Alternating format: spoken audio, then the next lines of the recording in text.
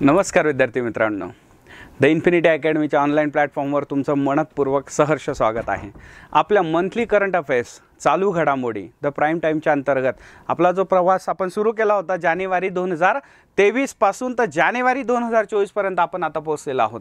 विचार करा, जवळपास आपण मागच्या पूर्ण 12 महिने, हा तर 13वा महिना आपण काउंट करतोय जानेवारी मधला, जानेवारी 2023 पासून सुरू केलेला आपलं द प्राईम टाईमच्या अंतर्गत, तर ते म्हणजे कंटेंट, मंथली कंटेंट करंट अफेअर्सची आणि त्याच्यानंतर त्याच्यावर टेस्ट आणि पुन्हा एकदा त्या टेस्टचं संध्याकाळी शनिवारी एक्सप्लेनेशन, हा जो प्रवास सुरू केला होता आपण, हा आता बघा तुम्ही जे आपल्याला करंट जे अनप्रेडिक्टेबल असा सब्जेक्ट आहे त्याच्यामध्ये आपल्याला जवळपास आपण मागच्या 12 महिन्यांचा अतिशय उत्कृष्ट पद्धतीने अभ्यास करून घेतलेला आहे।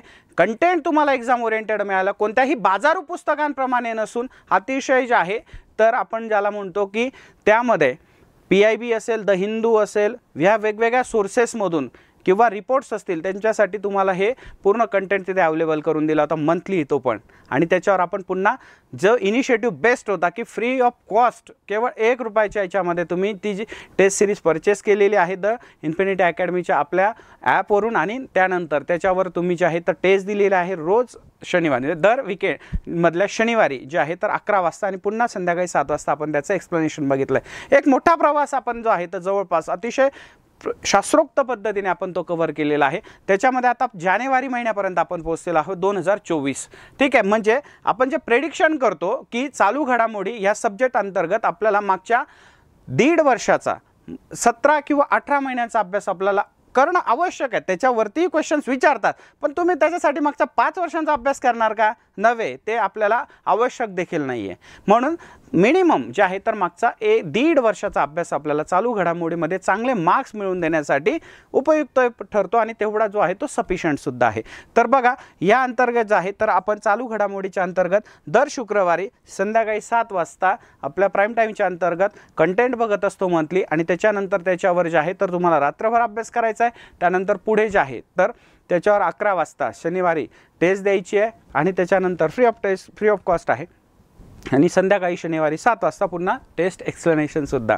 बघा, सध्याचा जो काळ आहे यामध्ये जे विद्यार्थी कंटिन्युअसली, ज्यांची म्हणू शकतो चिकाटी, सातत्य जे आहे अभ्यासामध्ये, या विषयांमध्ये असेल इतर विषयांमध्ये, त्यांना यश प्राप्त होणारच होणार। बाकीचे याच्यातच राहिले, कधी एक्झाम होईल, कधी होणार नाही, एक्झाम आल्यावर बघूयात, तेव्हा बघूयात, अशा विद्यार्थ्यांचं नुकसान होतं। ही विद्यार्थ्यांमध्ये अजूनही जागृती पाहिजे तेवढी झालेली नाही आहे। विद्यार्थी म्हणतात जेव्हा ॲड येईल मग त्याच्यानंतर तयारी करू। अरे बाबा, ऑलरेडी जर आहे तर मुलं 4-4 वर्षापासून अभ्यास करतायत, त्यांना तुम्हाला डिफेक्ट करायचं आहे, तर असं कसं शक्य होईल की एक्झाम आल्यानंतर ठीक आहे सर ॲड आल्यानंतर आम्ही बघूयात? तर हे बघूयात वाल्यांचं जे असतात तर पुढचे 2-3 वर्ष त्याच्यामध्ये बघूयातमध्ये राहून जातात।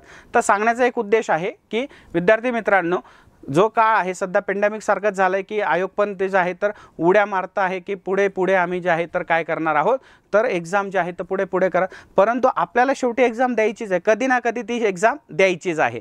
तर तुमच्याकडे ते एकच तुम्हाला सांगणं असेल की तुम्हाला खरंच कॉम्पिटिटिव्ह एक्झाममधून पोस्ट मिळवायची असेल तर यासाठी सगळ्यात महत्त्वाचं आहे सातत्य। तुम्ही किती हुशार आहे याला अजिबात व्हॅल्यू नाही, मी एकदम क्लिअर बोलतो। तुम्ही किती हुशार आहात, हां, ते मॅटर करतं की तुम्हाला किती गोष्टी लक्षात राहतात, काय राहतात, किंवा जे आहे तर लायब्ररीजमध्ये आपला हुशारी आपण दाखवत असतात काही विद्यार्थी, त्याला तीळ मात्र इथे काही नाही आहे, महत्त्व नाही का? कारण ते सातत्य, चिकाटी आणि कंटिन्युटी जे हे शब्द आहेत हेच यशाचं गमक आहे। तर सांगण्याचा उद्देश एकच आहे, कंटिन्युअसली अभ्यास करत राहा आणि त्याच्यानेच तुम्हाला यश प्राप्त होणार आहे। नाहीतर ॲडच्या एक्झाम तर द्यायचीच आहे ना तुम्हाला, काय ॲड येणार नाही म्हणून तुम्ही अभ्यास करणार नाही? तर हा जो आपला दृष्टिकोन आहे तो आता बदलून घ्या आणि कंटिन्युअस अभ्यासामध्ये राहा। लवकरच आपल्या जे आहे तर तारखासुद्धा डिक्लेअर होणार आहे। चला, चालू घडामोडी अंतर्गत येणाऱ्या 2024 मधल्या सगळ्या एक्झामसाठी मागच्या पूर्ण वर्षभराचा आपण ऑलरेडी तयारी करून घेतलेली आहे। कधीही तुम्हाला वाटलं तर तुम्ही प्रिव्हियस जे आहे तर त्या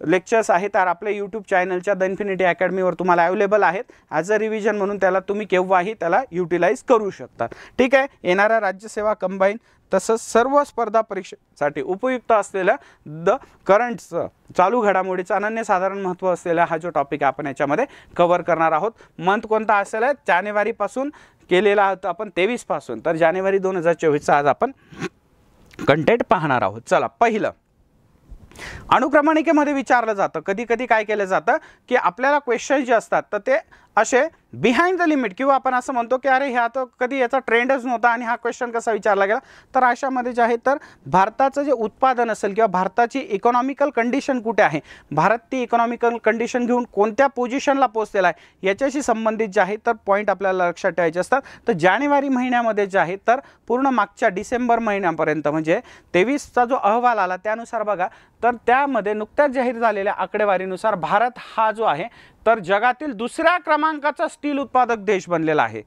पोलाद उत्पादन ज्याला आपण म्हणतो, स्टील उत्पादनामध्ये भारत हा आता सध्या दुसऱ्या क्रमांकावर आहे. आपण खरं बघायला रशियाला मागे टाकलेला आहे आणि जगात जो बघायला गेलं तर चीन जो आहे तो सध्या टॉपला आहे. तर बघा डिसेंबर 2024 मध्ये जाहीर झालेल्या आकडेवारीनुसार इथे तुम्ही बघू शकता या प्लेट्स आहेत त्या राऊंडेड, आपण ट्रकांसमध्ये वगैरे सुद्धा त्या गोष्टी बघत असतो की त्याला राऊंड अप केलेलं असतं, त्याला गोल गुंडाळलेलं असतं आणि त्या ट्रक्सवर असतात. तर हे जे असतात त्या पत्रे किंवा जो बेल्ट असतात तर हे पोलाद आपण नेहमी आपण प्रवासात कुठे जात असतो तेव्हा आपल्याला मोठमोठ्या कंटेनर्सवर दिसत असतात. तर ह्यामध्ये जे आहे तर भारत आत्ता नुकताच 2023 मधला डिसेंबरमध्ये जे अहवाल आला त्यानुसार भारत हा जगातील दुसरा सर्वात मोठा स्टील उत्पादक देश बनलेला आहे. दुसऱ्या क्रमांकाचा उत्पादक प्रोडक्शन करणारा. या आर्थिक वर्षात म्हणजे 2023 या आर्थिक वर्षामध्ये क्रूड स्टीलचे उत्पादन म्हणजे क्रूड म्हणजेच काय, कच्च्या स्टीलचं उत्पादन जवळपास 125.32 दशलक्ष टन होतं. त्याला असं म्हटलं तर तुम्ही याला म्हटलं क्रूड ऑइल सारखंच. क्रूड म्हणजे काय, कच्चं.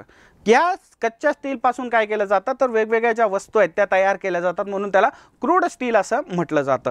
तर लक्षात घ्या या आर्थिक वर्ष 2023 जे होतं यामध्ये जर तुम्ही बघाल तर या कालावधीत जवळपास 121.29 मॅट्रिक टनचं काय झालंय तेवढ्या स्टीलचं उत्पादन झालेलं आपल्याला दिसून येत आहे.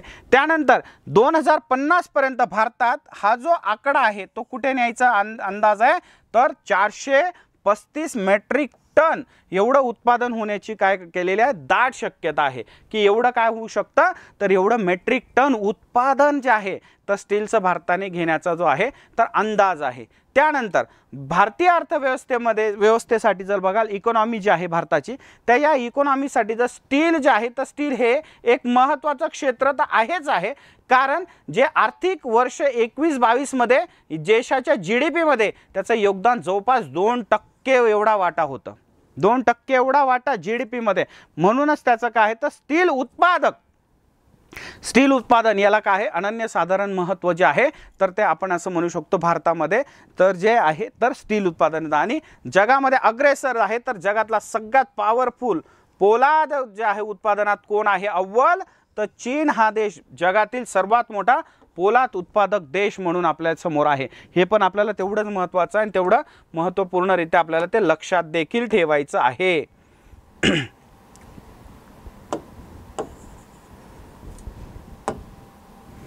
आलं लक्षात? स्क्रीनशॉट घ्यायचा असेल तर फटक्यात स्क्रीनशॉट घेऊन घ्याल.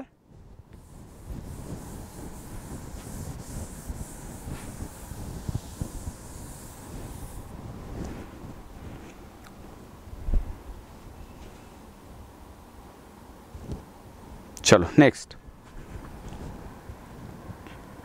पुढचं आहे ते म्हणजे पाणबुडी. आता ही जर तुम्ही बघितलं तर ते हे पाणबुडी तुमच्या लक्षात येतच असेल, बरोबर आहे. तर ही पाणबुडी जी आहे तर अशा पद्धतीने पहिली पाणबुडी पर्यटन. आता तुम्ही याच्यात बघा लोक जे आहेत तर ह्या विंडो ज्या आहेत तर ग्लास विंडोमधून बघतायत की पाणबुडी जी आहे तर ती समुद्रामध्ये जाऊन तुम्हाला काय करणार आहे तर पर्यटन सुरू करणार आहे. आणि असं भारतामध्ये जे आहे तर गुजरात राज्य गुजरात राज्यात जे आहे तर असं घडणारा म्हणजे भारतामध्ये गुजरात हे गोष्ट घडून आणणारं पहिलं राज्य ठरलेलं आहे पाणबुडीद्वारे पर्यटन. आपल्याला आत्तापर्यंत माहिती आहे पाणबुडी काय असतं तर वॉर्स म्हणून जे आहे तर एक ॲसेट्स म्हणून त्याचा वापर असतो, परंतु ॲज अ पर्यटन म्हणून त्याचं काय केलेलं आहे तर ते पर्यटन सुरू केलेलं आहे. तर बघा गुजरात जे आहे तर गुजरात हा देशातील लक्षात घ्या गुजरात जो आहे तर हा गुजरात देशातील पहिले पाणबुडी पर्यटन सुरू करणार आहे. पाणबुडी पर्यटन ठीक आहे. तर बघा तर नुकत्याच झालेल्या घोषणेनुसार गुजरात देशातील काय आहे तर पहिले पाणबुडी पर्यटन सुरू करणारे जे आहे तर राज्य ठरलेलं आहे. आणि याचा जो करार आहे तो मुंबईमधलं जे माझगाव डॉकयार्ड म्हणतो आपण, प्रसिद्ध असं जिथे काय आहे, तर या माझगाव डॉकयार्डमध्ये लक्षात घ्या, तर यामध्ये वेगवेगळ्या पद्धतीने जे आहे तर भारतामध्ये जहाज बांधणीचा खूप मोठा असा उद्योग आहे मुंबईमधल्या माझगाव डॉक यार्ड ज्याला म्हटलं जातं.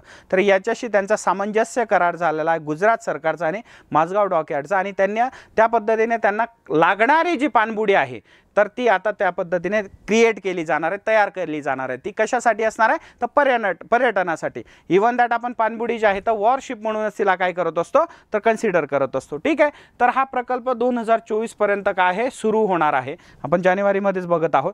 त्यानंतर या प्रकल्पांतर्गत पर्यटकांना पाणबुडी समुद्राच्या 100 मीटर खालीपर्यंत नेलं जाईल. म्हणजे जिथे प्रचंड दबाव असतो, वेगवेगळ्या पद्धतीने बायोडायव्हर्सिटी जी आहे पाण्याखालची इकोसिस्टम जे आहे, तर ही इकोसिस्टम समजून घेण्यासाठी जे आहे तर असा हा अतिशय महत्त्वपूर्ण फायदा जो होणार आहे किंवा प्रकल्प आहे, त्याच्या अंतर्गत पाणबुडीच्या माध्यमातून पर्यटनसुद्धा एक नवीन जे आहे तर चालना मिळणार आहे. त्यानंतर बघा, या योजनेनुसार भगवान श्रीकृष्णाची जी आहे तर भगवान श्रीकृष्णाची नगरी असलेल्या द्वारका येथील समुद्रकिनारी पाणबुड्यांद्वारे पर्यटन सुरू केले जाणार आहे.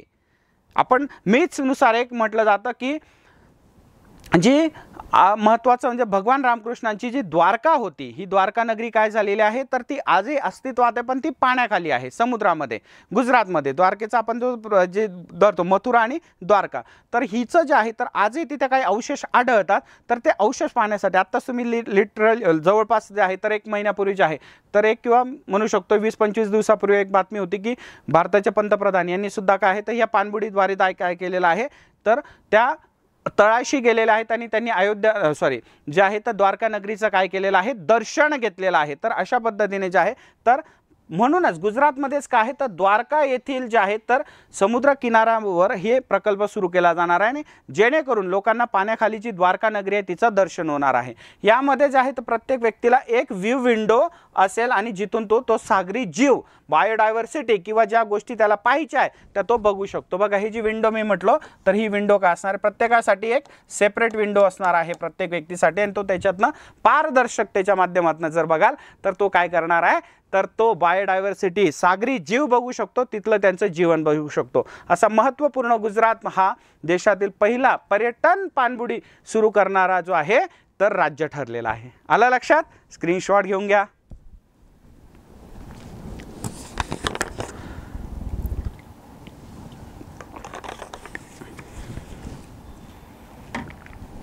पुढे जायचं. चलो नेक्स्ट. पुढचं आहे की अलीकडेच आपल्याला जे पुरस्कार आहे, या पुरस्कारांशी संबंधित मी तुम्हाला पहिल्या लेक्चरपासून जे घिसेपिटे विचारले जातात ते नाही, तर आयोग आता काय आहे की जसा ट्रेंड बदलवला आयोगाने, तर त्यामध्ये जे आहे तर ज्याच्याकडे लक्ष जात नाही, तुम्ही सगळे आपले लेक्चर्स बघा, एक्सप्लेनेशन टेस्ट बघा, त्याच्यामध्ये आपण जे आहे तर पुस्तकांच्या व्यतिरिक्त जे आहे तर इतर ठिकाणून जे आहे तर कंटेंट तयार करून घेऊन एक्झाम ओरिएंटेड आपण जे आहे तर लेक्चर्स तयार केलेले. त्याच्यामध्ये पण बघा तर अलीकडे जो आहे तर LP हेमंत जे आहे तर LP हेमंत श्रीनिवासू, नाव लक्षात घ्या, LP हेमंत श्रीनिवासू यांना मॅन ऑफ द इयर 2023 पुरस्काराने काय करण्यात आले, सन्मानित करण्यात आला. हा व्यक्ती बघा तर मिस्टर LM हेमंत निवासुलू, हा त्यांना काय मिळाला आहे, मॅन ऑफ द इयर 2023चा. भारताचे गृहमंत्री जे आहेत तर अमित शाह यांच्या माध्यमातून तो काय केले गेला आहे तर त्यांना सन्मानित करण्यात आले किंवा तो देण्यात आलेला आहे. तर बघा, काही जे आहे तर आयोग काय करत असतं, ज्या पुरस्कारांवर लक्ष जात नाही विद्यार्थ्यांचं वाचण्याचं तिथे कमी, तिथे बरोबर ते काय करतात, क्वेश्चन विचारत असतात. तर यामध्ये बघा तर LP हेमंता श्रीनिवासू जे आहे तर हे लॅटिन अमेरिका आणि कॅरेबियन बिझनेस काउन्सिलचे नवनियुक्त डायरेक्टर संचालक आहेत. हे ज्यांच्याबद्दल आपण म्हणतो हेमंत श्रीनिवासुलू, त्यांनाच अलीकडे ज्या हेमंत ज्यांना आहे तर मॅन ऑफ द इयर 2023चा हा पुरस्कार देण्यात आला आहे. भारताच्या म्हणू शकतो तर जे गृहमंत्री आहेत तर त्यांच्या माध्यमातून म्हणजे जे आहेत अमित शाह यांच्या माध्यमातून दिलं आहे. व्यापारी मुत्सद्देगिरी, ज्याला आपण म्हणू शकतो की मर्चंट डेमोक्रेसी असेल, तर व्यापारी मुत्सद्देगिरी आणि जागतिक आर्थिक संबंधामध्ये लोगी पॉईंट लक्षात घ्या, व्यापारी मुत्सद्देगिरी आणि जागतिक आर्थिक संबंधांमध्ये ज्यांच्या उत्कृष्ट असं योगदान आहे त्यांना हा दिला जातो। मग याच्यामध्ये जर बघायला गेलं तर हेमंत जे आहेत तर हेमंत श्रीनिवासू ते व्यापारी मुत्सद्दीगिरी आणि जागतिक आर्थिक संबंधांमध्ये त्यांची जे आहे तो उत्कृष्ट योगदानासाठी त्यांची ओळख आहे आणि म्हणून त्यांना हा सन्मान जो आहे तो देण्यात आलेला आहे। बघा कुठेतरी कंटेंटवर आपल्याला अतिशय महत्त्वाचं कार्य करायचं आहे, लक्ष सुद्धा द्यायचं आहे।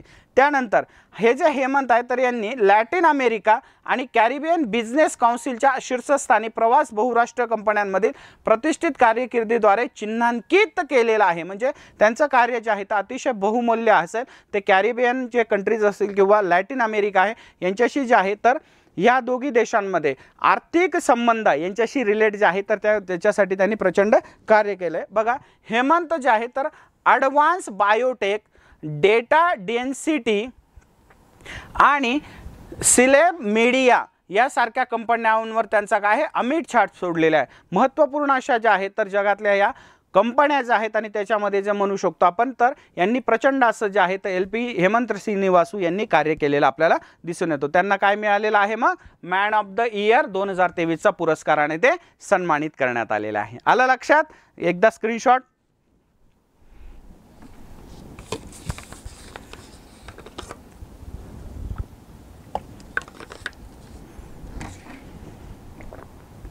चला पुढे जाऊयात। पुढचं आहे नुकतेच X-37B हे स्पेस प्लेन जे आहे तर अमेरिकी लष्कराने प्रक्षेपित केलेला आहे किंवा आपण असं म्हणतो लॉन्च केलेला आहे। तर तुम्ही बघू शकतात ह्यामध्ये हा जो महत्त्वपूर्ण असं ते जे आहे तर अमेरिकन USA आर्मीने जे आहे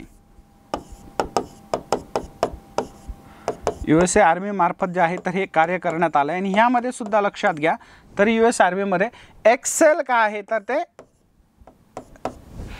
X-37B हे ते जे आहे तर ते स्पेस म्हणजे अंतराळातलं प्लेन आहे, स्पेस प्लेन आहे।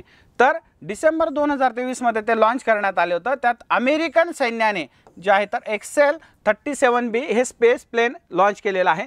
तर कधी कधी अमेरिकेशी जे प्रश्न विचारले जातात तर अशा पद्धतीने जे आहे तर अंतराळ त्यांचा जो स्पेस प्रोग्राम आहे त्याच्याशी रिगार्डिंग त्याच्याशी संबंधित हे क्वेश्चन्स कंटिन्युअसली विचारले जात असतात। म्हणून त्याच्यामुळे आपण काय करायचं आहे की हे जे असे इनिशिएटिव्ज असतात मग ते स्पेस प्रोग्रामशी असू द्या किंवा नवीन जर म्हणायला गेलं तर त्याच्यामध्ये जे आहे तर नवीन पद्धतीने जे आहे तर एखादी इनिशिएटिव्ह तो कशाशी रिलेटेड असू शकतो तर तो असेल एन्व्हायरमेंटशी संबंधित असेल किंवा असं म्हणू शकतो आपण तर तो शस्त्रास्त्र ज्याला म्हणू शकतो आपण तर आर्म्सशी असेल तर त्याच्याशी रिलेटेड आहे।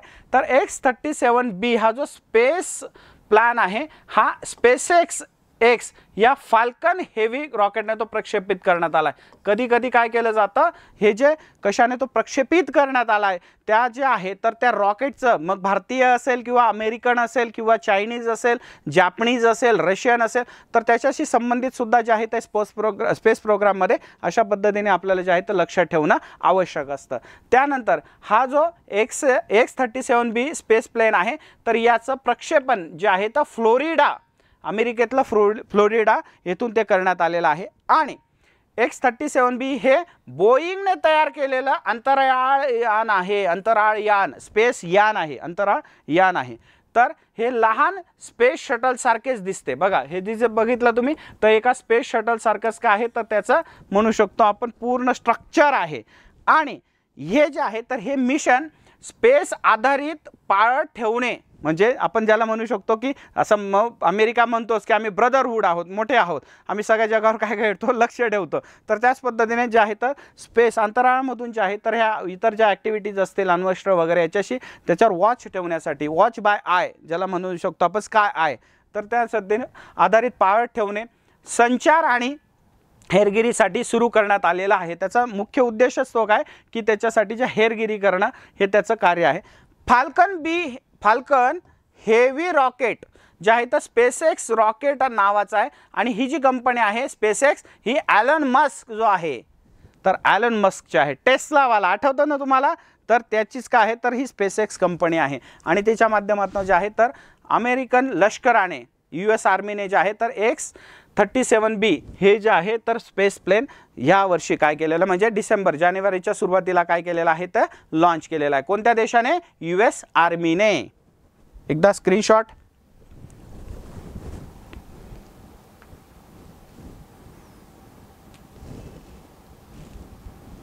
ओके, चलो नेक्स्ट वन. पुढचंच तुम्ही मागे बघू शकतात, प्रसिद्ध असं नाव अरविंद पनगडिया. ठीक आहे, अरविंद जे आहे तर पनगरिया किंवा पनगडिया हे दोघे आहेत आणि यांचं भारताच्या सगळ्यात महत्त्वाचं असं वित्त आयोग जे आहे तर या वित्त आयोगाच्या त्यांच्या अध्यक्षपदी त्यांची जे आहे तर ती म्हणू शकतो आपण नियुक्ती केलेली. नियुक्ती याच्यावर प्रश्न विचारलाच जातो. नियुक्ती याच्या संदर्भात प्रश्न हा विचारला जाणार आहे. सांगतो काय मी तुम्हाला की याच्यामध्ये कंटेंट चालू घडामोडीमध्ये मोजके असे कंटेंट आहे त्याच्यावर कंटिन्युअसली प्रश्न विचारले जातात. म्हणून आपण सुद्धा काय करणं आवश्यक आहे की कशावर क्वेश्चन्स विचारले जातात त्या डेटावर आपण थोडं जास्त कॉन्सन्ट्रेशन करणं आवश्यक आहे. तर बघा, तर नियुक्तीमध्ये जर पुढे बघाल तर अरविंद पनगरिया म्हटलंय किंवा पनगडिया यांना 16व्या वित्त आयोगाचं काय करण्यात आलेलं आहे? अध्यक्षपद देण्यात आलेलं आहे. प्रसिद्ध असे अर्थशास्त्रज्ञ आहे, अर्थतज्ञ आहेत आणि त्यांना जे आहे तर यावेळेस जो पुढचा 16वा वित्त आयोग आहे त्याचा अध्यक्ष म्हणून त्यांना जे आहे तर ते त्यांची नियुक्ती त्यांना ही महत्त्वपूर्ण अशी जबाबदारी देण्यात आलेली आहे. लक्षात घ्या. त्याच्याबद्दल आपण जे आहे तर इकॉनॉमीच्या पद्धतीने पण बघूयात आणि चालू घडामोडीच्या अंतर्गत सुद्धा जे आहे तर आपण ते बघूयात की कशा पद्धतीने जे आहे तर त्यांना काय करण्यात आलेलं आहे तर अध्यक्षपद किंवा वित्त आयोग म्हणजे नेमकं काय.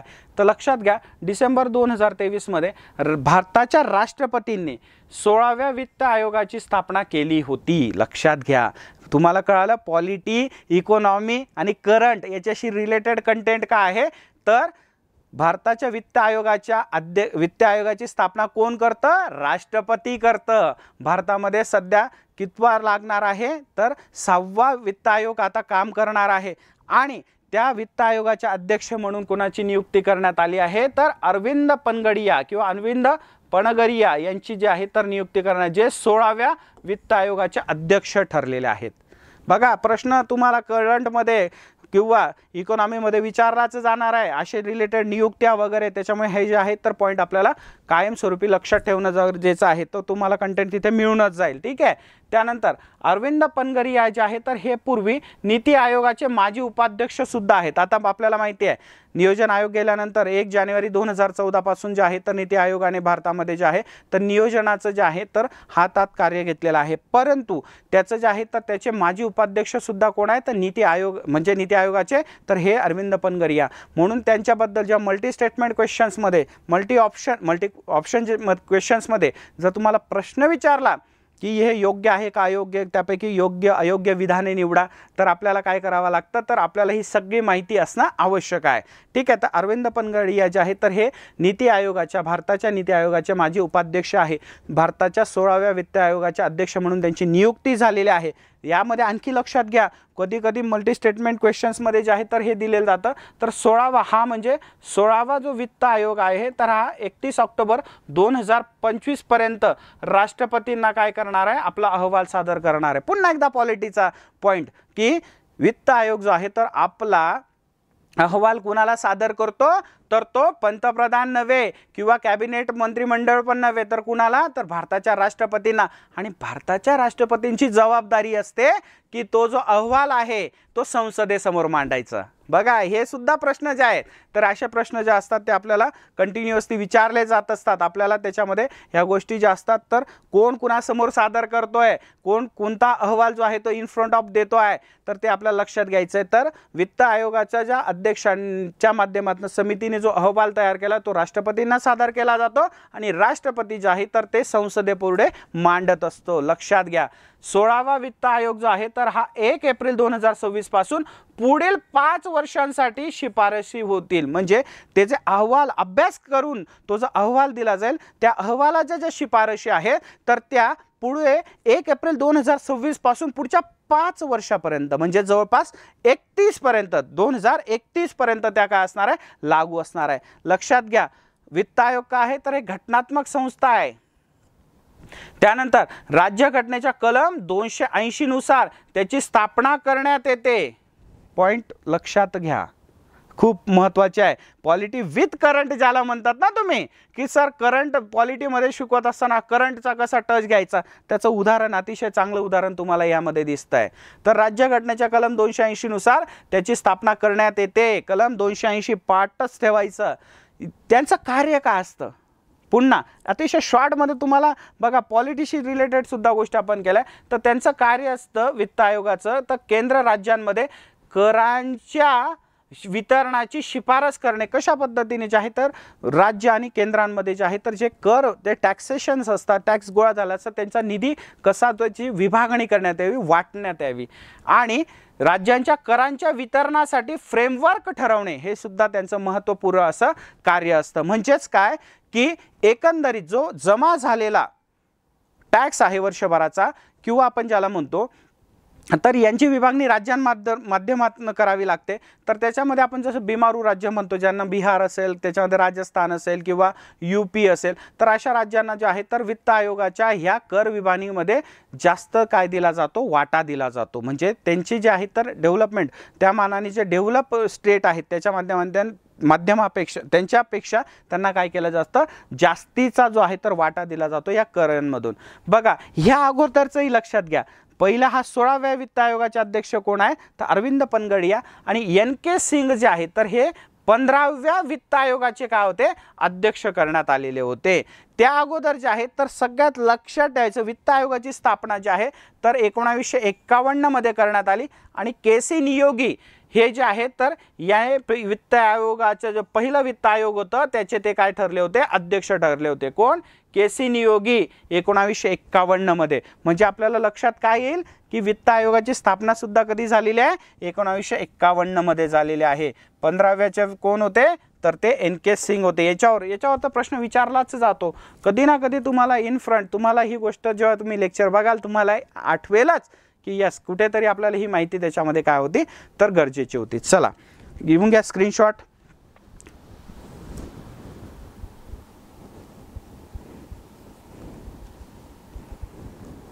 चला पुढच्या कंटेंटकडे. महत्त्वपूर्ण पुढचं आहे DRDO. अतिशय महत्त्वाचं आहे. DRDO लॉंग फॉर्म विचारला गेला याच्या अगोदर.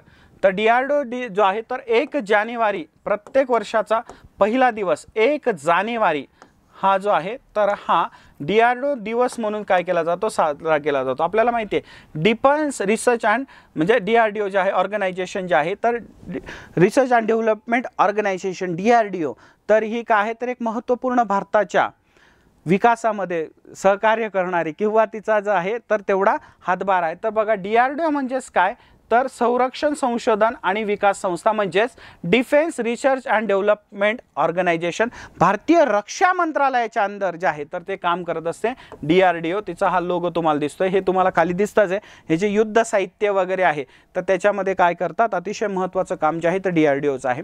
तर दरवर्षी 1 जानेवारी रोजी DRDOचा स्थापना दिवस साजरा केला जातो. 2023 मध्ये DRDOचा 66वा स्थापन दिवस साजरा केला जात आहे. त्यानंतर संरक्षण संशोधन आणि विकास संस्था DRDOची काय आहे तर स्थापना 1958 साली झालेली आहे. लक्षात घ्या, एवढा जुना काय आहे तर त्याला इतिहास आहे. 1958 ला. आणि देशातील सर्वात प्रमुख संरक्षण संस्थांपैकी ती एक नावाजलेली महत्त्वपूर्ण अशी संस्था आहे. त्यामध्ये जर बघाल तुम्ही तर पुढचा DRDOने जे आहे तर 1960च्या दशकात प्रोजेक्ट इंडिगो नावाने काय केला होता तर त्यांचा पहिला मोठा प्रकल्प सुरू केला होता. म्हणजे अवघ्या 4 वर्षामध्ये जे आहे तर त्याने जे आहे तर भारताला संरक्षण क्षेत्रामध्ये स्वयंपूर्ण करण्याचा प्रयत्न त्यांनी तेव्हा सुरू केला 1960 मध्ये. जरी आज तो आपला जो आहे तर आपल्या समोर ती स्वप्नपूर्ती झालेली दिसते, पण याची जी सुरुवात आहे आपल्याला तिथूनच झालेली दिसून येते 1960 मध्ये. इंडिगो प्रकल्प जमिनीवरून हवा मार्ग करणाऱ्या क्षेपणास्त्र जे होते त्यांच्याशी संबंधित होता. Point to be लोटेड project India हा नावाने 1960 मध्ये DRDOने जे आहे तर त्यांचं जे म्हणू शकतो कार्य सुरू केलेलं होतं. आणि त्यामध्ये सुद्धा जे आहे तर इंडिगो प्रकल्प हा जमिनीवरून हवेत मारा करण्यासाठी जे क्षेपणास्त्र तयार केले जात होते त्यांच्याशी तो रिलेट होता.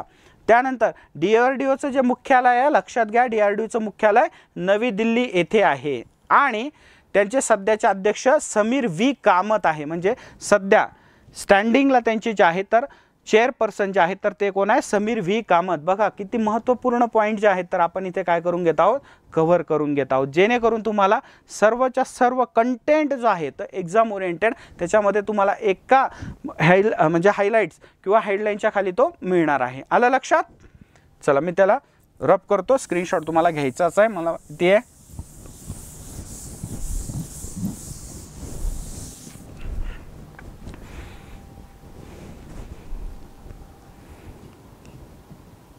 पुढे जायचं.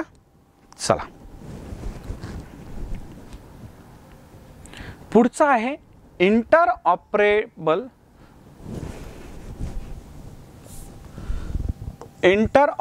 फौजदारी न्याय प्रणाली. महत्त्वपूर्ण अशी न राहिले, टेक्नॉलॉजीचा वापर करून हे जे क्राईम आहे त्याला कशा पद्धतीने थांबवता येईल. आपल्याला माहिती आहे भारतामध्ये सर्वात जास्त क्रिमिनल केसेस जे आहे तर ते यूपीमध्ये होत असतात. म्हणून त्यासाठी जे आहे, आता आपण मागच्या लेक्चरमध्ये तो अहवालाचा अभ्यास केलेलाच आहे आपण, बरोबर आहे. तर ह्यामध्ये जे आहे तर उत्तर प्रदेश जो आहे तर ह्या उत्तर प्रदेश ह्या प्रणालीमध्ये इंटरऑपरेबल फौजदारी न्याय प्रणालीच्या अंमलबजावणीमध्ये पहिला अव्वल क्रमांक असे क्रिमिनलमध्ये, म्हणजे क्रिमिनल्स म्हणजे असं म्हणू शकतो आपण, क्राईम जे आहे तर क्राईम रिपोर्टमध्ये सुद्धा काय आहे तर क्राईममध्ये भारतात क्राईममध्ये प्रथम कोण आहे, यूपीच आहे, उत्तर प्रदेश आहे. आणि दुसरी महत्त्वाची गोष्ट ही जी जबरदस्त अशी जे आहे तर ऑपरेबल जे आहे पोर्टल फौजदारी न्याय प्रणाली याच्यामध्ये सुद्धा काय आहे तर पहिला क्रमांक. बघा इथे जर बघाल तर कशा पद्धतीने ज्युडिशरी असेल, पोलीस असतील, FCL प्रिझनर्स असतील, पब्लिक असतील, यांचा पोर्टलमध्ये डेटा आणि त्याच्यापासून जे आहे तर काय केलं गेलं आहे तर त्याचे वेगवेगळे असे जे म्हणू शकतो आपण इंटिग्रेटेड जे आहे तर ह्या माध्यमातून पोलीस स्टेशनशी रिगार्डिंग जे आहे तर एका पद्धतीने सिस्टम करून इंटिग्रेटेड की त्याच्यामध्ये जर तुम्ही बघाल तर वेगवेगळे काय दिलेले आहे तर गव्हर्नमेंटचे जे आहे तर ह्या सेंटर म्हणजे उत्तर प्रदेश गव्हर्नमेंटचे त्याच्या माध्यमातून कसा तो क्रिमिनल जो आहे किंवा क्राईम जो आहे तर त्याच्याशी रिलेटेड जी न्याय व्यवस्था आहे तर तिला अपग्रेडेशन जे आहे तर त्याच्यामध्ये पहिला प्रथम क्रमांक कोणाचा आहे तर यूपीचा आहे. इंटरऑपरेबल फौजदारी न्याय प्रणाली अंमलबजावणीमध्ये सगळ्याच भारतामध्ये आहे ही गोष्ट लक्षात ठेवा. पण त्याचं इम्प्लिमेंटेशन अंमलबजावणीमध्ये जर विचारलं तर भारतामध्ये पहिला क्रमांक कोणाचा आहे तर तो आहे यूपीचा. तर लक्षात घ्या, interoperable criminal justice system report जानेवारी 2024 मध्ये जारी झाला. या अहवालानुसार जो आहे तर यूपी जे आहे तर पहिल्या क्रमांकावर आहे. ते म्हणण्याचा अर्थ यामध्ये इंटरऑपरेबल क्रिमिनल जस्टिस सिस्टम लागू करण्यात यूपी का आहे तर तिसऱ्या वर्षी सलग तिसऱ्या वर्षी, लक्षात घ्या, तर सलग तिसऱ्या वर्षी त्यांचा काय अव्वल स्थान त्यांनी प्राप्त केलेलं आहे. या अशा पद्धतीने जी सिस्टममध्ये कार्य करण्यासाठी जे आहे तर त्यांचा पहिला क्रमांक आहे सलग तिसऱ्या वर्षी. इंटरऑपरेबल क्रिमिनल जस्टिस सिस्टम ही गुन्हेगारी न्याय व्यवस्थेच्या विविध स्तंभातील डेटा याला म्हणजे डेटा आणि माहितीच्या अखंड हस्तांतरणासाठी डिझाईन केली, जसे की न्यायालये, पोलीस, तुरुंग आणि न्यायवैद्यक विज्ञान प्रयोगशाळा ज्याला आपण असे म्हणू शकतो.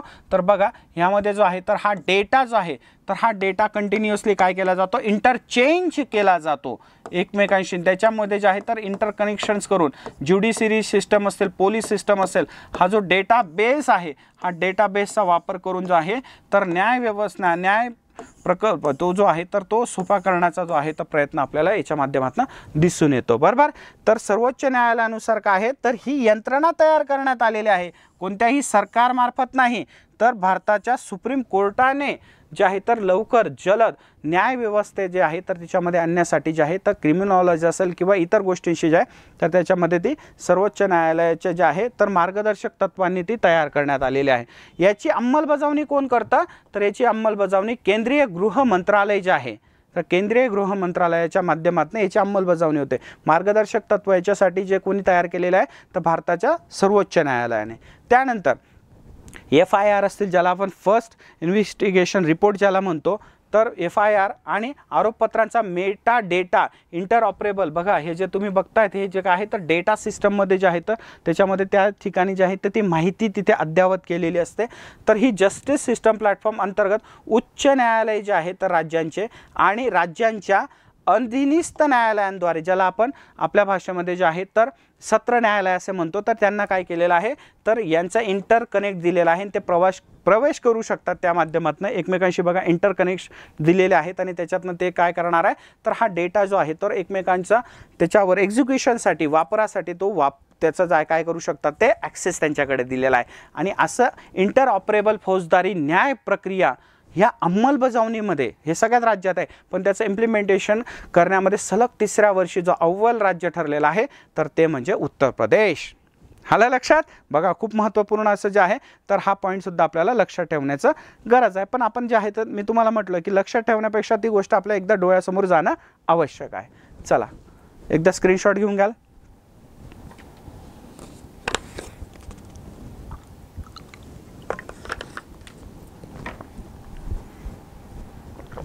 पुढच्या पॉईंटकडे. पुढचा आहे की नुकताच इस्रोने जे आहे तर एक्सपोसॅट हा लॉन्च केलेला आहे. भारतीय अंतराळ प्रक्रियेमध्ये जे आहे तर अतिशय महत्त्वाचं असं हे जे आहे तर गोष्ट आपल्याला ठरलेली दिसते.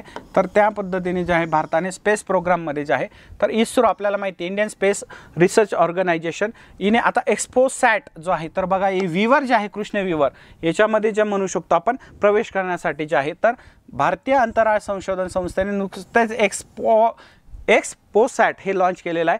एक्सपोसॅटचा लॉंग फॉर्म लक्षात घ्या तर तो आहे एक्स-रे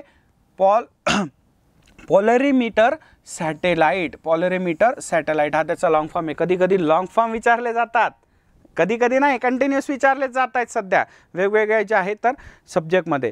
तर हे जे कृष्ण विवर ज्याला आपण म्हणू शकतो तर हे जे आहे तर पल्सर कृष्ण विवर जे आहे तर आकाशगंगा असतील रेडिएशन इत्यादींचा अभ्यास करण्यासाठी काय आहे तर भारताच्या इस्रोने जे आहे तर एक्सपोसॅट हे जे आहे तर लॉन्च केलेलं आपल्याला दिसून येतो. त्याच्यामध्ये लक्षात घ्या तर एक्सपोसॅट PSLV जे आहे पोलर सॅटेलाइट लॉन्चिंग व्हेकल ज्याला आपण म्हणतो तर पोसॅट PSLV C58ने काय करण्यात आलं इथे लॉन्च केलेलं आहे. आणि याचं आयुष्य जवळपास किती वर्ष 5 वर्ष म्हणजे 5 वर्ष पुढच्या येणाऱ्या 5 वर्षामध्ये ते जे आहे तर वेगवेगळ्या पद्धतीची जी माहिती तिचं संकलन करेल. आणि ते जे आहे तर त्याच्यामध्ये जर पल्सर असतील म्हणजे अंतराळातले कृष्णविवरच असतील, त्यानंतर जर बघितलं आकाशगंगा असतील रेडिएशन याचा अभ्यास करून तो डेटा कलेक्ट करून 5 वर्षाचा तो कुठे पोहोचवणार आहे तर भारताच्या स्पेस स्टेशनला पोहोचवणार आहे. तर त्यात बसवलेली दुर्बीनचं नाव काय आहे तर दुर्बीन जी आहे तर रमण संशोधन संस्थेने ती बनवलेली आहे. आता ती कॅप्चर करणारी ती माहिती आणि हे उपग्रह विश्वातील 50 तेजस्वी स्रोतांचा अभ्यास करणार आहे. आपण ज्याला म्हणतो तेजस्वी असे स्रोत आहे याच्यामध्ये वेगवेगळे म्हणतो ना आपण की आकाशगंगा आकाश बहुत बडा है ऊंचा है त्याच्यामध्ये वेगवेगळ्या पद्धतीने काय आहे तर आपण असं म्हणू शकतो की कृष्णविवर आहेत आकाशगंगा आहेत पल्सर्स आहेत सगळ्या पद्धतीने खगोलशास्त्रीय ज्या घटना त्याच्यामध्ये असणार आहे. याचा अभ्यास करणारे 50 तेजस्वी स्रोतांचा सोर्सेस जे आहेत तर ते कोणते असणार आहे जसं पल्सर असेल ब्लॅक होल ज्याला कृष्णविवर म्हणजेच काय ब्लॅक होल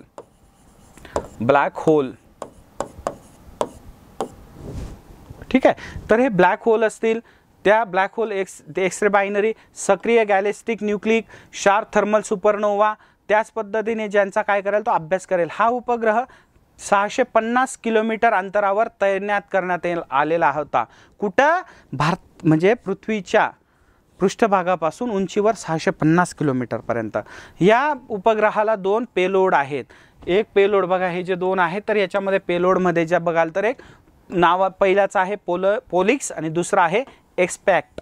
तर हे पहिला 1 आणि 2 असे काय होते तर महत्त्वाचे असे पेलोड सुद्धा आहेत. म्हणजे एका पद्धतीने त्याला जे म्हणू शकतो आपण तर त्याला ऊर्जा देण्याचं कार्य जे आहे तर आणि त्याच्या माध्यमातून संकलन जे आहे डेटाचं तो इथे करणार आहे. आलं लक्षात? त्याच्यामुळे जे आहे तर नुकतंच इस्रोने काय केलेलं आहे तर कधी कधी विचारलं तर एक्सपोसॅट काय रे बाबा त्याचा लॉंग फॉर्म सुद्धा लक्षात ठेवा एक्सपोलरोमीटर सॅटेलाइट. आलं लक्षात? तर हे सुद्धा काय आहे तर महत्त्वपूर्ण अशी आपल्या स्पेस प्रोग्रामशी रिलेटेड जे आहे तर माहिती आहे. ठीक आहे पुढे जाऊयात. पुढचं आहे अलीकडेच ब्रिक्स संघटनेने 5 देश काय झालेले आहेत सामील झालेले आहेत. आपल्याला माहिती ब्रिक्स बरोबर आहे. या ब्रिक्समध्ये जे आहे तर ब्रिक्स या संघटनेमध्ये जर तुम्ही बघाल तर ह्यात जे आहे तर यामध्ये इतर तुम्हाला दिसतात आहे ना कोणकोणते आहे मुख्य कोणते आहेत तर ब्राझील त्यानंतर दुसरा आहे रशिया त्याचा फ्लॅग पण दिसतोय तुम्हाला. दुसरा आहे रशिया. तिसरा आपला भारत, इंडिया. त्यानंतर चायना, चीन आणि त्यानंतर दक्षिण आफ्रिका.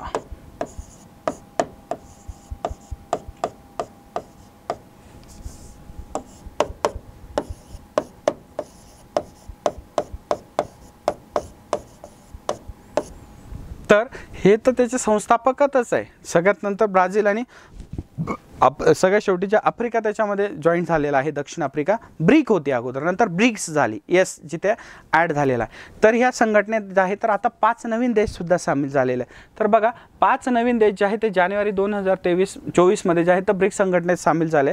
ह्यामध्ये नवीन देश कोणते असणार आहे तर लक्षात घ्या, इजिप्त, इथिओपिया, त्यानंतर इराण, सौदी अरेबिया आणि संयुक्त अरब अमिराती, म्हणजे मध्य एशियातली महत्त्वपूर्ण पॉवरफुल असे जे देश आहेत तर ते आता ब्रिक्स संघटनेचे काय असणार आहे, सदस्य असणार आहे. आता या संघटनेमध्ये किती सदस्य होतील? 10 सदस्य देश होतील. याच्या अगोदर किती सदस्य होते तर हे 5 सदस्य देश होते. आलं लक्षात? त्याच्यामुळे त्याची आताच संख्या वाढली. त्याच्यासाठी तुम्हाला कोणते 5 आहेत तर आणि हे मध्य एशियातले महत्त्वपूर्ण पॉवरफुल असे देशसुद्धा आहेत. लक्षात घ्या 2023 मध्ये जे जोहान्सबर्ग येथे झालेल्या 15व्या ब्रिक्स जे आहे तर ह्या ब्रिक्स परिषद या देश संघटनेचा समावेश करण्यात आलेला होता. हे पण आता आपल्याला पॉईंट मिळून गेला. तर ब्रिक्सची 15वी जी आहे तर 15वी परिषद कुठे पार पडली रे बाबा? ब्रिक्स या संघटनेची 2023 मधली दक्षिण आफ्रिकेतल्या जोहान्सबर्ग येथे. त्यानंतर ह्या संघटनेत अर्जेंटिनाचाही समावेश करण्यात आला होता, मात्र त्यांनी सहभागी होण्यास काय दिलेला आहे? नकार दिलेला आहे. लॅटिन अमेरिकन देश जो आहे अर्जेंटिना, याला सुद्धा त्यांनी काय दिलं होतं? आमंत्रण दिलं होतं, पण त्याचा समावेश सुद्धा झाला होता. परंतु अर्जेंटिनाने काय केलेलं आहे तर ब्रिक्समध्ये जे आहे तर ब्रिक्स काय आहे तर एक आशियन देश म्हणून शकतो. आता मध्य एशिया आणि एशियन जे आहे तर कंट्रीजचं जे काय महत्त्वपूर्ण असं सामंजस्य करार या देशांमध्ये. तर अर्जेंटिना ही पहिली लॅटिन अमेरिकन कंट्री ठरली असते, परंतु त्यांनी पहिले होकार दिल्यानंतर काय केलेलं आहे तर स्किप आउट करून गेले की आम्हाला सदस्य व्हायचं नाही आहे म्हणून. त्यानंतर बघा तर आता लक्षात घ्या 1 जानेवारी ते 31 डिसेंबर 2024 पर्यंत रशिया ब्रिक्सचं काय करतोय? अध्यक्षपद भूषवतोय. म्हणजे ही जी संघटना आहे ह्या संघटनेचे जेवढेही सदस्य देश आहेत या सदस्य देशांना आळीपाळीने, ज्याला म्हणू शकतो आपण तर रँडम, म्हणजे रँडम नाही तर काय आहे तर एका पाठोपाठ एक त्यांना काय दिलं जातं तर त्या संघटनेचं अध्यक्षपद दिलं जात असतं. तर हे पण लक्षात ठेवायचं 2024 साठी, म्हणजे 1 जानेवारी 2024 ते 31 डिसेंबर 2024 या वर्षभरासाठी ब्रिक्स या संघटनेचं अध्यक्षपद कुणाकडे आहे? रशियाकडे आहे. आलं? अतिशय महत्त्वाची अशी ही कंटेंट जो आहे तर जानेवारी 2024 मधला आपल्याला लक्षात ठेवायचं आहे. पुढचं चालू घडा बघा आता जे आहे तर आपण डिटेल बघितलेलंच आहेत. ज्या महत्त्वपूर्ण नेहमीप्रमाणे जे आहेत तर ज्या न्यूज आपण डिटेलमध्ये पाहायला पाहिजे त्या बघितलेल्या आहे. आणि त्या सोडून त्याच्या व्यतिरिक्त जे आपण बघत असतो तर ते म्हणजे चालू घडामोडी वन लाइनर, जे आपल्याला जे आहे तर क्वेश्चन्समध्ये पेपरमध्ये विचारले जातात तर त्याच्याशी रिलेटेड असणाऱ्या राष्ट्रीय घडामोडी आपण त्याला काय करतोय? कॅटेगराईज करून ठेवलेला आहे. तर याच्यामधल्या चालू घडामोडी वन लाइनरमध्ये बघाल तर तुम्हाला दिसेल राष्ट्रीय घडामोडी. पहिलं सेक्शनच्या अंतर्गत राष्ट्रीय घडामोडी आपण बघूयात. तर 1 बाय 1 ते काय असतं हे जे आहे तर हे फक्त तुम्हाला दिसणं, फक्त तुमच्या डोळ्यासमोर, आणि मी जे बोलतोय ते एकदाही लक्षात ठेवलं तरीही चालतंय. त्याच्यामुळे त्याला आपण एक ॲज अ स्वरूपात जो आहे तर त्याचा आपण करणार आहोत. तर अलीकडेच केंद्र सरकार आणि United Liberation Front of Assam ULFA या दहशतवादी संघटनेने जे आहे तर शांतता करार केला. खूप काळापासून जे आहे तर आसाममध्ये उल्फा जे आहे तर एक म्हणू शकतो आपण फुटीरवादी संघटना म्हणून कार्य करत होती, परंतु आता त्यांनी सुद्धा शस्त्रत्याग केलेला आहे. भारताबरोबर, भारत सरकारबरोबर त्यांनी शांततेचा करार केला. एक जे म्हणू शकतो उग्रवादी अशी संघटना होती. प्रचंड जे आहे तर 90च्या शतकामध्ये 80च्या शतकामध्ये त्यांनी रक्तपात केलेला आहे. पुढे नुकतेच भारत सरकारने लखवीर सिंग लांडा याला दहशतवादी म्हणून घोषित केलं. गुंड नाही तर पंजाबमधला हा लखवीर सिंग लांडा जो आहे तर हा कॅनडामध्ये जे आहे आश्रयाला गेलेला आहे. आणि आपल्याला माहिती भारत आणि कॅनडाचे संबंध ज्या पद्धतीने जे आहे तर नांदले गेलेलेच आहे. सर्वाधिक भारताच्या बाहेर पंजाबमधल्या लोकांची लोकसंख्या कुठे आहे? कॅनडात आहे. त्यानंतर बघा नुकतेच राष्ट्रपतींनी मुख्य निवडणूक आयुक्त आणि निवडणूक आयुक्तांच्या नियुक्तीला ह्या विधेयकाला काय दिलेले? मंजुरी दिली. ते आपल्या समोर घडलं, जे घडलेलं आहेच ते. त्यानंतर अलीकडेच केंद्र सरकारने तेहरीक हुरियत या संघटनेवर बंदी घातलेली आहे, फुटीरवादी संघटनेला म्हणून तिच्यावर बंदी आणली।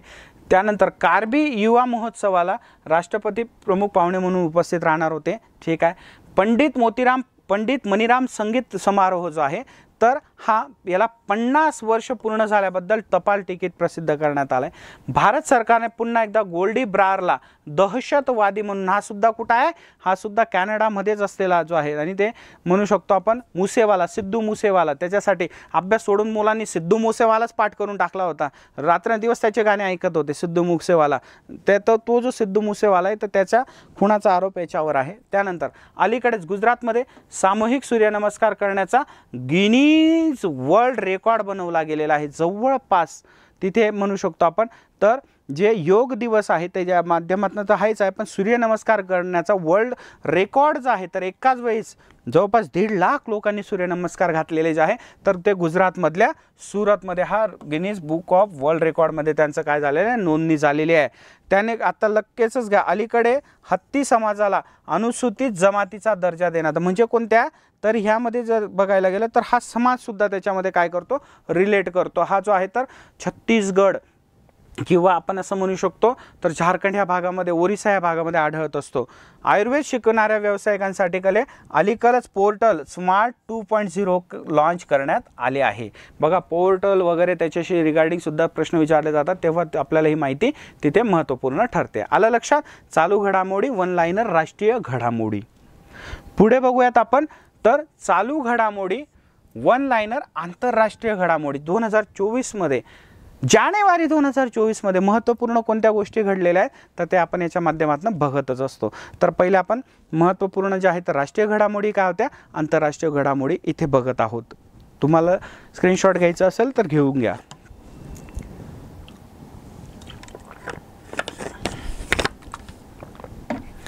तर बघा अलीकडेच 100 अब्ज डॉलर्सच्या संपत्तीसह फ्रँकोइस मेस ही पहिली काय होती तर ही महिला अब्जाधीश बनली होती, सगळ्यात श्रीमंत अब्जाधीश।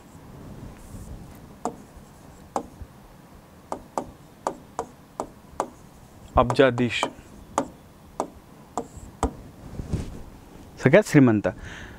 अर्जेंटिनाच्या राष्ट्रपतींनी ब्रिक्स सदस्यत्व नाकारले आहे, आत्ताच आपण बघितलं, ठीक आहे। ब्रिक्सच्या याच्यामध्ये आलं का तुमच्या लक्षामध्ये, ब्रिक्स जे आहे तर त्या ब्रिक्स संघटनेशी संबंधीची माहिती होती, त्याच्यामध्ये आपण हा विचार केला होता, ठीक आहे। त्यानंतर आर्टन कॅपिटलच्या जगातील सर्वात शक्तिशाली पासपोर्टच्या यादीत संयुक्त अरब अमिरातीने अव्वल स्थान प्राप्त केलेला आहे। UAE चा जो पासपोर्ट आहे हा जगातला सगळ्यात पासपोर्ट काय ठरलेला आहे, पॉवरफुल असा पासपोर्ट ठरलेला आहे, आलं लक्षात? त्यानंतर अलीकडे श्रीलंकेने आपल्या विशेष आर्थिक क्षेत्रात, ज्याला सेज म्हणतात, स्पेशल इकॉनॉमिक झोन 2004 पासून भारतामध्ये सुरू झालं, तर यामध्ये जे आहे तर त्या क्षेत्रामध्ये जे आहे तर चीनी जहाजांवर त्यांनी काय केलेली, बंदी घातलेली आहे। त्यानंतर अलीकडेच दक्षिण आफ्रिकेने जे आहे तर आंतरराष्ट्रीय न्यायालयात इस्रायल विरुद्ध नरसंहाराचा खटला भरला आहे। म्हणजे आपण जे बघितलेलं की पॅलेस्टाईन आणि इस्रायलमध्ये जे वाद आहेत किंवा वाद म्हणजे युद्ध चालू आहे, 13,000 बालकांचा मृत्यू झालेला आहे त्या युद्धामध्ये, बरोबर आहे। तर ही जी गोष्ट आहे तर ही आपल्याला समजून घ्यायची आहे की युद्ध हे शेवटी जे आहे तर सगळ्यात जास्त मारक ठरतं बालकांसाठी आणि स्त्रियांसाठी। महत्त्वाकांक्षी राजकारणी असतात परंतु त्यांच्या माध्यमातून जे आहे तर इतर लोकांना भारत जगाने आपलं लक्ष नाही आहे, म्हणजे मोस्ट ऑफ द देश त्याच्याकडे दुर्लक्ष करतायत, परंतु लक्षात घ्या याच्यामध्ये जवळपास 25,000 लोकांचा काय झालेला आहे, मृत्यू झालेला आहे। पॅन्डेमिक ज्याला आपण म्हणतो ते तरी नैसर्गिक असतं, पण हे मानवनिर्मित संकट आहे। त्यानंतर अलीकडेच ब्रिक्स संघटनेत काय आहे तर 5 सदस्य देश जे आहे तर सामील झाले आहेत, आता 10 झालेले आहेत देश। टोटल किती देश झाले, 10 सदस्य झाले, कसले, ब्रिक्स संघटनेचे।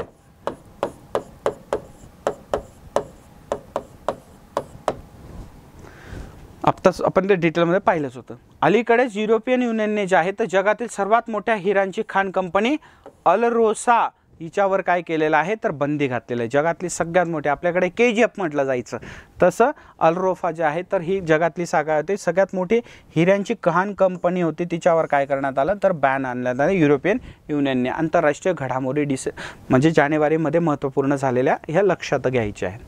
पुढचा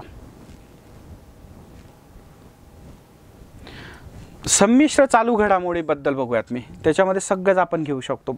खूप महत्त्वाचा डेटा देतो आपण, बरोबर आहे, स्क्रीनशॉट काढून घ्याल.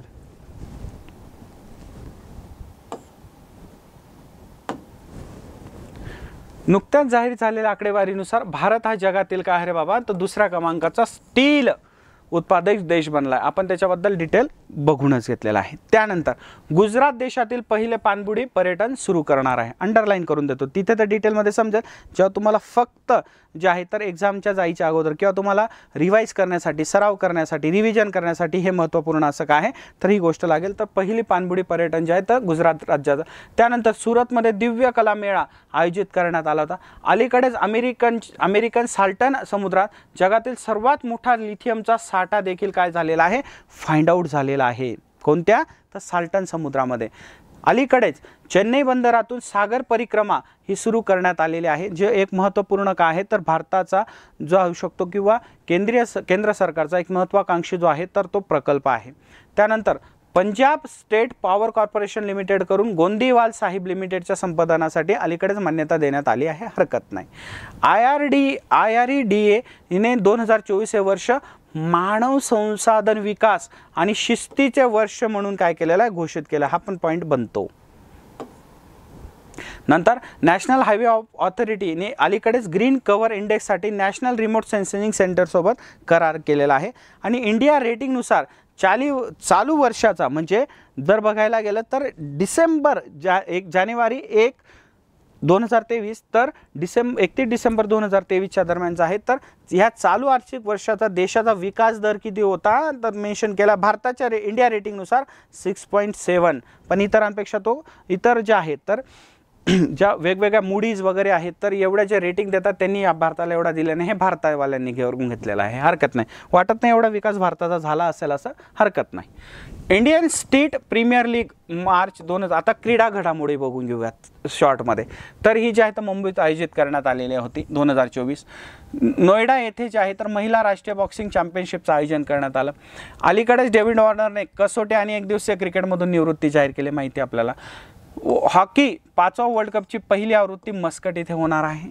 भारत आणि दक्षिण आफ्रिका यांच्यातील कसोटी मालिका 1-1 ह्या बरोबरीत राहिलेली आहे. देशातील पहिल्या बहुक्रीडा खेळांचं आयोजन दीवमध्ये करण्यात आहे किंवा दीवमध्ये होत आहे, लक्षात घ्या. MS श्रीवास्तव राजस्थान उच्च न्यायालयाचे नवीन मुख्य न्यायाधीश असतील. नुकतीच नितीश कुमार यांची जनता दल या पक्षाच्या अध्यक्षपदी निवड झालेली आहे. हा पॉईंट आपण व्यवस्थित पाहिला. अरविंद पनगडिया यांना 16व्या वित्त आयोगाचं अध्यक्षपद बनवण्यात आलं किंवा देण्यात आलेलं आहे. अलीकडेच उपाध्यक्ष जे आहेत तर जगदीश धनगड हे पॉंडिचेरी विद्यापीठाचे पदसिद्ध कुलगुरू म्हणून त्यांची नियुक्ती करण्यात आली. नियुक्ती वगैरेमध्ये जे आहे तर महत्त्वाचे पॉईंट आपण याच्यामध्ये बघत आहोत. त्यानंतर अलीकडेच फिलिक्स शिस्केडी हे कांगो प्रजासत्ताकच्या अध्यक्षपदी निवड झालेली आहे.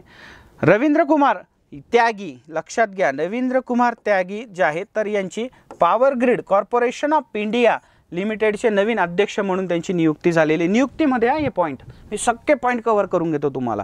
अलीकडेच नादिया कॅल्विनो ही युरोपियन इन्व्हेस्टमेंट बँकेचे अध्यक्ष झाले आहेत. अलीकडेच दिनेश के त्रिपाठी यांची नौदलाचे नवीन उपप्रमुख म्हणून नियुक्ती झालेली आहे. आणि अलीकडेच रणधीर जयस्वाल यांची सुद्धा भारतीय परराष्ट्र मंत्रालयाचे प्रवक्ते म्हणून नियुक्ती करण्यात आलेली आहे. हे सुद्धा महत्त्वपूर्ण अशी चालू घडामोडी जे आहेत ते आपण बघितलेलं आहे. मला वाटतं आपण चालू घडामोडीच्या अंतर्गत सगळे जे महत्त्वपूर्ण पॉईंट आहेत ते कव्हरच करून घेतो. मागच्या वर्षभरापासून ते आपण कव्हरच करून घेतलेलं आहे. तर अपेक्षा करतो हे सगळे पॉईंट तुम्हाला येणाऱ्या एक्झाम्समध्ये महत्त्वपूर्ण ठरतीलच. त्याच्यातनं येणारे प्रश्न जर आले तर त्याचे तुम्हाला आन्सर येणारच आहेत. तर या अपेक्षा आहे आपल्याला की आपण असेच जे आहे तर कंटिन्यूस लेक्चर त्याबद्दल करणार. उद्या सकाळी 11 वाजता या सेशन म्हणजे या इनिशिएटिव्हच्या अंतर्गत तुम्हाला टेस्ट द्यायची आहे आणि पुन्हा संध्याकाळी 7 वाजता त्याचं एक्सप्लेनेशन बघायचं. मी पुन्हा एकदा सांगतो, खूप काळ जो आहे तर तुमचा परीक्षेचा आहे. परीक्षेचा म्हणजे कोणत्या, तर तुमच्या संयमाचा आहे. अभ्यास कंटिन्यू ठेवा, ठीक आहे. त्यानंतर बघा आपण कंबाईन जे आहे तर कंबाईन गट ब गट क संयुक्त पूर्व परीक्षेसाठी जे आहे तर 16 जून जे आता आपलं टार्गेट होतं अगोदर, आता ती जे तारीख बदलते तो आपल्यासमोर येईल. त्याचे पूर्व परीक्षेचे जे स्पेशल बॅचेस आहेत, त्यानंतर पूर्व आणि मुख्य परीक्षेच्या आपल्या स्पेशल बॅचेस आहेत. त्यानंतर बघाल तर या बॅचेसमध्ये तुम्हाला free state board recorded course मिळणार आहे, क्लास टेस्ट असणार आहे, PDF प्लस प्रिंटेड नोट्स असणार आहे, मेंटॉरशिप असणार आहे, revision session plus test series, या सगळ्यांचा जो आहे ते कॉम्बो तुम्हाला आपल्या ह्या टेस्ट ज्या आहेत बॅचमधून मिळणार आहे। त्याच पद्धतीने आपली जी टेस्ट सिरीज आहे अतिशय महत्त्वाची, the infinity Lakshavedh test series, तर हिच्यामध्ये आपण जे आहे तर 15 टेस्ट टोटल घेणार आहोत। त्याच्यातला 10 टेस्ट विषयनीय असणार आहे, 5 टेस्ट जे असणार आहे तर त्या ज्या आहेत ते इंटिग्रेटेड असणार आहे। अशा ज्या आहेत तर याचा सुद्धा तुम्ही अवश्य लाभ घ्या, कारण आपल्याला टेस्ट सिरीजच्या माध्यमातून काय करायचं असतं, तयारी करून घ्यायची असते। तर आपण जे आपलं द इन्फिनिटी अकॅडमीचं गट ब आणि गट क पूर्व परीक्षेसाठी प्रश्नपत्रिका विश्लेषणाचं जे बुक आहे त्याची किंमत 400 रुपये आहे, आणि आपली जी लक्षवेध टेस्ट सिरीज आहे, मी आत्ता पण त्याच्याबद्दल बोललो, त्याची फी 600 रुपये। तर आपण ऑफरच्या अंतर्गत विद्यार्थ्यांच्या खास मागणीस्तव विद्यार्थ्यांचा त्याला एक प्रतिसाद मिळाला प्रचंड, या पुस्तकाला आणि टेस्ट सिरीजला आपण जी सुरू केली होती, तर एक कॉम्बो जो आहे तर आपण हा 1000 न ठेवता विद्यार्थ्यांच्या मागणीस्तव त्यांचं हित लक्षात घेऊन आपण 599च्या ह्या ऑफर प्राईजमध्ये काही मर्यादित कालावधीसाठी जे आहे तर आपण ते सुरू केलेलं आहे। ठीक आहे, याचाही अवश्य लाभ घ्या। त्यानंतर आपले टेस्ट सिरीजबद्दल आपण बोललेलोच आहे, कंबाईनच्या पूर्वपरीक्षा बघा, चालू घडामोडी करंट अफेअर्स याच्या अंतर्गत आपण प्रत्येक शुक्रवारी सायंकाळी 7 वाजता काय करत असतो, तर मागील वर्षीच्या चालू घडामोडींचा आढावा घेतो, जसं आज आपण घेतलेला आहे। आणि प्रत्येक शनिवारी जे आहे तर सकाळी 11 वाजता तुम्हाला 50 मार्कांची मोफत टेस्ट जे आहे तर आपल्या द इन्फिनिटी अकॅडमीच्या ॲपवर जाऊन जे आहे तर तुम्हाला ती द्यायची असते, आणि संध्याकाळी पुन्हा 7 वाजता त्या टेस्टचं तुम्हाला विश्लेषण मिळणार आहे। म्हणजे पूर्ण महिना जानेवारी 2023 पासून जी आपण सुरुवात केलेली आहे तर तिचा परिपूर्ण तयारी जी आहे तर ते आपण ह्या माध्यमातून करून घेत आहोत। तर हे गोष्टीचा तुम्ही अवश्य लाभ घ्यावा। बघा, आपल्या ज्या ऑफलाईन आणि ऑनलाईन बॅचेस आहेत तर याच्याशी संबंधित तुमची कोणतीही क्युरी असेल, त्याच्या संबंधी तुम्हाला माहिती हवी असेल तर 93 70 42 34 72 ह्या क्रमांकावर तुम्ही संपर्क साधू शकतात। पुन्हा एकदा संपर्क क्रमांक बघून घ्या, कोणतीही तुमची क्युरी असेल ऑफलाईन ऑनलाईन बॅचच्या संबंधित तर ती 93 70 42 34 72 ह्या क्रमांकावर तुम्ही संपर्क साधू शकतात।